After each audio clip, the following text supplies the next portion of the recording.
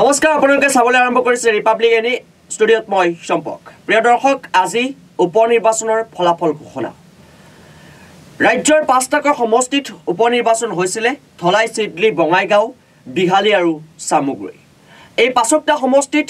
উপনিৰ্বাচন হৈছিল আৰু সেই ৫টা সমষ্টিত ভোট গণনা আজিৰ দিনত ইতিমধ্যে চলি আছে ৰাতিপুৱা ৮ বজাৰ পৰা ভোট গণনাসমূহ চলি আছে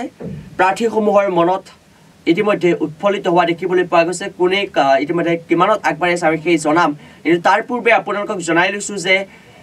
সবাতোকৈ চৰ্চাত থকা দুটা সমষ্টি আছিলে সেয়া হ'ল সামগ্ৰী আৰু বিহালীত এই কাৰণে চৰ্চা লাভ কৰিছিল যে তাত কংগ্ৰেছ আৰু বিৰোধী ঐক্যৰ মাজত যি প্ৰাৰ্থী প্ৰক্ষেপ সেই প্ৰাৰ্থী প্ৰক্ষেপক লৈ চৰ্চা লাভ কৰিছিল আনপিনে যদি আমি সামগ্ৰী চাওঁ সামগ্ৰী হিংসাত্মক ঘটনাৰ বাবে চৰ্চা লাভ কৰিছিল আৰু সেই দুটা সমষ্টি বিশেষভাৱে চৰ্চাত আছিল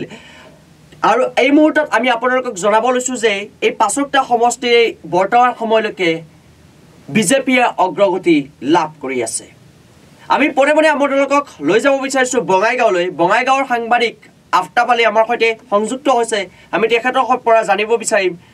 আসলে বঙাইগাঁৱৰ ফলাফল কি আফতাব আলী হয় আফতাব আলী ডাঙৰীয়া আমি আপোনাৰ কাষলৈকে যাব বিচাৰিছো বঙাইগাঁৱত যেহেতু উপনিৰ্বাচন হৈছিলে আৰু উপনিৰ্বাচন সন্দৰ্ভত আজি যেহেতু ভোট গণনা চলি আছে ইতিমধ্যে ৰাতিপুৱা ৮ বজাৰ পৰা ভোট গণনা চলিছে বঙাইগাঁৱৰ কেনে ধৰণৰ ফলাফল বৰ্তমান সময়লৈকে আমি আপোনাৰ পৰা জানিব বিচাৰিছো এই মুহূৰ্তত ৬ নম্বৰ ৰাউণ্ড এই মুহূৰ্তত অন্ত পৰিছে আৰু ৬ নম্বৰ ৰাউণ্ডৰ ভোট গণনা অনুসৰি এজিপিয়ে আপোনাৰ ২৪,৯১৬টা ভোট পাইছে কংগ্ৰেছে আপোনাৰ ১৫,৯৫৪টা ভোট পাইছে আৰু এইখিনিতে আপোনাৰ এজিপি লিডত আছে ৮,৯৬২টা আপোনাৰ ১৮টাকৈ ৰাউণ্ড হ'ব আৰু এই ১৮টা ৰাউণ্ডৰ অন্তত সামগ্ৰিকভাৱে ফলাফলটো গম পোৱা যাব কিন্তু কথাটো হৈছে আপোনাৰ ১৪খন টেবুলৰ আপোনাৰ এই মুহূৰ্তলৈকে পঞ্চমটো ৰাউণ্ডৰ ৬ষ্ঠটো ৰাউণ্ডৰ যিটো ফলাফল আছে সেই ফলাফল অনুসৰি আপোনাৰ আপোনাৰ বৃহৎ অগ্ৰগতিৰ দিশে আগবাঢ়িছে আৰু এই মুহূৰ্তত ক'ব পৰা যায় যে প্ৰায় ১,৪২,০০০ ভোট ইয়াত পোল হৈছে ১,৪২,০০০ ভোটত আপোনাৰ প্ৰায় এই মুহূৰ্তত ক'ব পৰা যায় যে ১০% গণনা হৈছে আৰু সেই ১০-১২% আপোনাৰ অগ্ৰগতি দেখিবলৈ পোৱা গৈছে আৰু সামগ্ৰিকভাৱে যদি চাবলৈ যায় তেতিয়াহ'লে আপোনাৰ এটা বৃহৎ অগ্ৰগতি বঙাইগাঁও উপনিৰ্বাচনত দেখিবলৈ পোৱা গৈছে ব্যক্তিমৈছে ধৰি বৃহৎ সংখ্যক ভোটত আগবাঢ়ি আছে আৰু ধাৰণা কৰা হৈছে যে অগপৰ এই যিটো ব্যৱধান আছে সেই ব্যৱধানটো এই ধৰণে চলি থাকিব বুলি জানিব পৰা গৈছে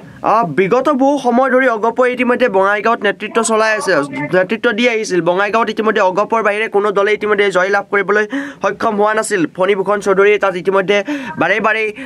বিধায়কৰ পদ ইতিমধ্যে লাভ কৰিবলৈ সক্ষম হৈছিল আৰু এইবাৰ সাংসদ হৈ যোৱাৰ পিছত তেখেতৰ পত্নীক এইবাৰ তেখেতৰ স্থানটো দিয়া হৈছে তেখেতৰ এই যি পত্নীক স্থান দিলে সেই পত্নীয়ে ক'ৰবাত এইবাৰ হাৰিব বুলি ইতিমধ্যে চৰ্চা লাভ কৰিছে কিমান দূৰ সত্য আপোনাৰ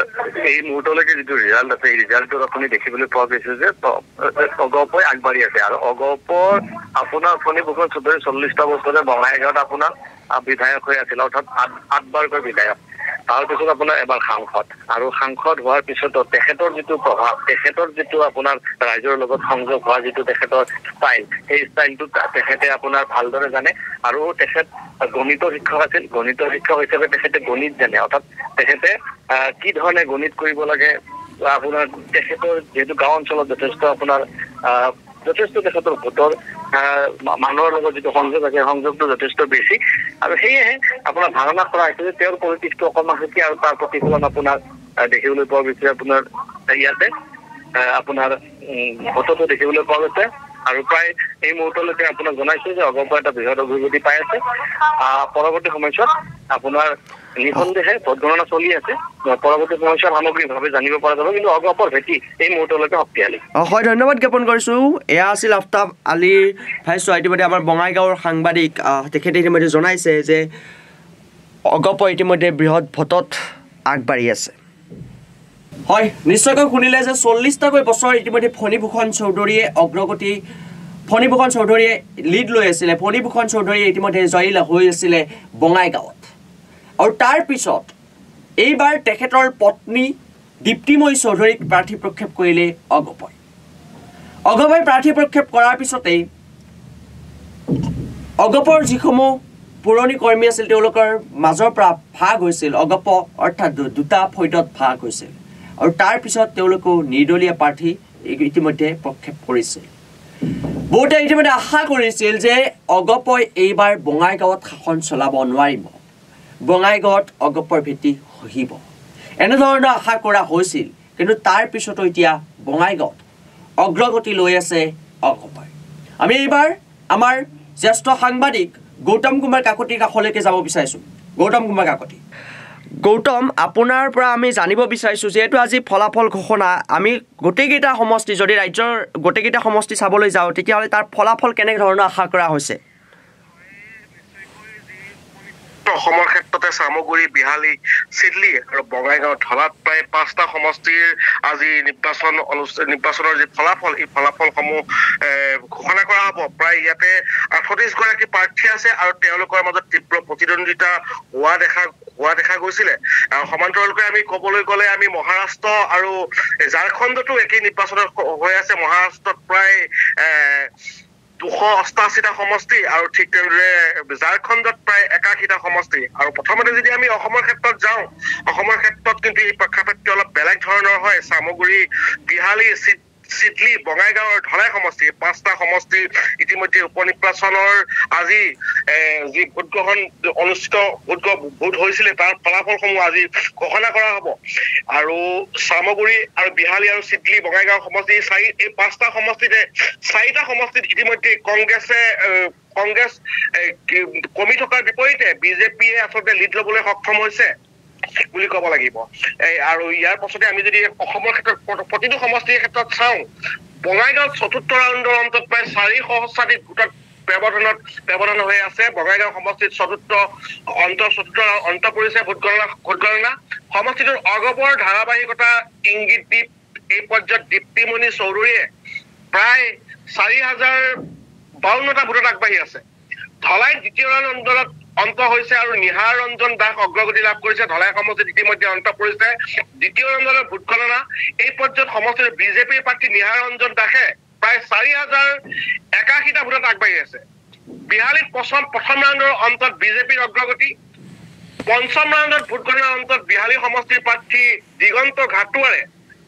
2323টা ভোটত অগ্ৰগতি লাভ কৰিছে ঠিক তেনেদৰে চিডলিত তৃতীয় ৰাউণ্ডত 5 সহস্ৰাধিক ভোটত অগ্ৰগতি লাভ কৰিছে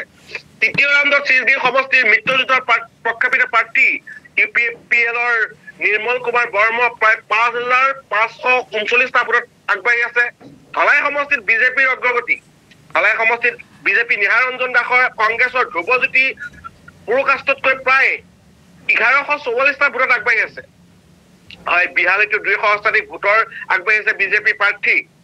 বঙাইগাঁৱত প্ৰথম ৰাউণ্ডত প্ৰায় 70টা ভোটত আগবাঢ়ি আছে 70টা ভোটত আগবাঢ়ি আছে দীপ্তিমণি চৌধুৰীয়ে ব্ৰজেনজিৎ সিঙতকৈ প্ৰায় 70টা ভোটত আগবাঢ়ি আছে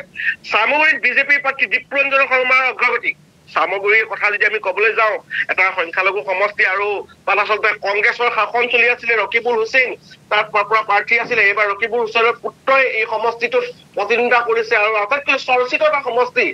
প্ৰথম পৰ্যায়ত ভোট গণনা আগবাঢ়ি আছে বিজেপিৰ প্ৰাৰ্থীগৰাকী আগবাঢ়ি আছে এটা ব্ৰেকিং বুলি ক'ব পাৰি এই মুহূৰ্তত ডাঙৰ খবৰ বুলি ক'ব পাৰি বিজেপিৰ প্ৰাৰ্থীগৰাকীয়ে আগবাঢ়ি আছে কিমান ভোটত লিড লৈ আছে গৌতম কিমান ভোটত লিড লৈ আছে নিশ্চয়কৈ এই মুহূৰ্তত আমি ক'ব লাগিব দীপ্ৰঞ্জন শৰ্মাই প্ৰায় 1799টা ভোটত অগ্ৰগতি লাভ কৰিছে আৰু চিডলিত পোষ্টেল বেলটত বিপিএফৰ অগ্ৰগতি আৰু এই মুহূৰ্তত ক'ব লাগিব যে অসমৰ ক্ষেত্ৰত ক'বলৈ গ'লে যে 4টা সমষ্টিতেই ইতিমধ্যেই বিজেপি অগ্ৰগতি লাভ কৰিছে এটা সমষ্টিত ইউপিপিএলৰ প্ৰাৰ্থীগৰাকী আগবাঢ়ি আছে গৌতম আমি আপোনাৰ কাষলৈকে যাব বিচাৰিছো বিহালী এটা চৰ্চিত সমষ্টি আছিল যে বিহালীক লৈ ইতিমধ্যে বিৰোধী ঐক্যৰ মাজত কিছু সংঘাতৰ সৃষ্টি হৈছিল এতিয়া বিহালী সমষ্টিৰ যি ফলাফল সেই ফলাফলত কংগ্ৰেছৰ কেনেধৰণৰ ফলাফল হয় বিহালীত যদি আমি দ্বিতীয় ৰাউণ্ডৰ শেষৰ কথা ক'ব কংগ্ৰেছৰ প্ৰাৰ্থী জয়ন্ত বৰা কংগ্ৰেছৰ তেওঁ আচলতে আগতে এজন বিজেপি কৰ্মী আছিলে আৰু তেওঁৰ বিভিন্ন সময়ত তেওঁৰ মন্তব্য কৰা হৈছে যে তেওঁৰ জনভিত্তি যথেষ্ট আছিলে কিন্তু তেওঁ এতিয়া পিছ পৰি আছে বুলি ক'ব লাগিব যিহেতু আমি চাওক যিহেতু আমাৰ কেন্দ্ৰত বিজেপিৰ চৰকাৰ ৰাজ্যত বিজেপিৰ চৰকাৰ আৰু জয়ন্ত বৰা বিজেপিৰ প্ৰাৰ্থী হলেও তেওঁ পিছ পৰি আছে তেওঁ প্ৰায় 273টা ভোটত হয় দিগন্ত ঘোটল কংগ্ৰেছ প্ৰাৰ্থী জয়ন্ত বৰাতকৈ প্ৰায় 273টা ভোটত আগবাঢ়ি আছে হয় ঘাটুৱাল এই মুহূৰ্তত ঘাটুৱালে প্ৰায় 8,427টা ভোট লাভ কৰাৰ বিপৰীতে জয়ন্ত বৰাই লাভ কৰিছে 6,154টা ভোট লাভ কৰিছে আৰু এইটো দ্বিতীয় ৰাউণ্ডৰ শেষত দ্বিতীয় ৰাউণ্ডত ভোটখনত বিজেপিৰ প্ৰাৰ্থী দিগন্ত ঘাটুৱাল কংগ্ৰেছৰ প্ৰাৰ্থী জয়ন্ত বৰাতকৈ প্ৰায় আৰু ভোটৰ ব্যৱধান যদি চাওঁ আমি 2,273টা ভোটত আগবাঢ়ি আছে ঘাটুৱালে হয় হয় ধন্যবাদ জ্ঞাপন কৰিছো এয়া আছিল আমাৰ সম্পৰ্ক আপোনাক মই এইখিনি ক্ষেত্ৰতে আৰু এটা তথ্য দিব লাগিব যে ইতিমধ্যে মহাৰাষ্ট্ৰ আৰু ঝাৰখণ্ডতো যিহেতু নিৰ্বাচন অনুষ্ঠিত হৈ আছে আৰু এই নিৰ্বাচনৰ ক্ষেত্ৰতো আমি ক'ব লাগিব যে ঝাৰখণ্ডত প্ৰায় 288টা সমষ্টিতে নিৰ্বাচন অনুষ্ঠিত হৈ আছে আৰু তাত বিজেপিৰ প্ৰাৰ্থী আগবাঢ়ি আছে প্ৰায় 201টা সমষ্টিত তেওঁলোকে আগবাঢ়ি আছে কংগ্ৰেছৰ প্ৰাৰ্থী 60টা সমষ্টিত আগবাঢ়ি আছে আৰু অন্যান্য সকল প্ৰায় 10টা সমষ্টিত আগবাঢ়ি আছে ঝাৰখণ্ডৰ ক্ষেত্ৰত যদি আমি কওঁ ঝাৰখণ্ডত প্ৰায় 81টা সমষ্টি আছে তাত বিজেপিয়ে আগবাঢ়ি আছে 42টা সমষ্টিত কংগ্ৰেছে আগবাঢ়ি আছে 34টা সমষ্টিত আৰু অন্যান্য আগবাঢ়ি আছে 4টা সমষ্টিত আৰু এই মুহূৰ্তত ক'ব লাগিব যে যি প্ৰিয়ংকা গান্ধীয়ে প্ৰায় 2 লক্ষাধিক ভোটত আগবাঢ়ি আছে এই মুহূৰ্তত ডাঙৰ খবৰ সকলোতকৈ কংগ্ৰেছৰ বাবে ভাল খবৰ বুলি ক'ব লাগিব প্ৰিয়ংকা গান্ধীও আচলতে এটা সমষ্টিৰ পৰা তেওঁ নিৰ্বাচনত প্ৰতিদ্বন্দ্বিতা কৰিছে আৰু তেওঁ প্ৰায় 2 লাখ ভোটত আগবাঢ়ি আছে হয় নিশ্চয় হয় ধন্যবাদ জ্ঞাপন কৰিছিলো এয়া আছিল আমাৰ জ্যেষ্ঠ সাংবাদিক ইতিমধ্যে গৌতমে জনাইছে সামগ্ৰিক পৰিৱেশ যিহেতু ৰাজ্যৰ 5টাকৈ যি সমষ্টি আছিল আৰু সেই 5টাকৈ সমষ্টিৰ যি নিৰ্বাচন আৰু সেই নিৰ্বাচনক লৈ তেখেতে ইতিমধ্যে মত প্ৰকাশ কৰিছে তেখেতে ইতিমধ্যে উল্লেখ কৰিছে যে 5টা সমষ্টিয়ে ক'ত কেনে ধৰণৰ পৰিৱেশ বৰ্তমান সময়ছোৱালৈকে তেখেতে জনাইছে আমি পৰৱৰ্তী সময়ত আকৌ লৈ আহিম এই মুহূৰ্তত মই চম্পক মেধিয়ে বিদায় লৈছো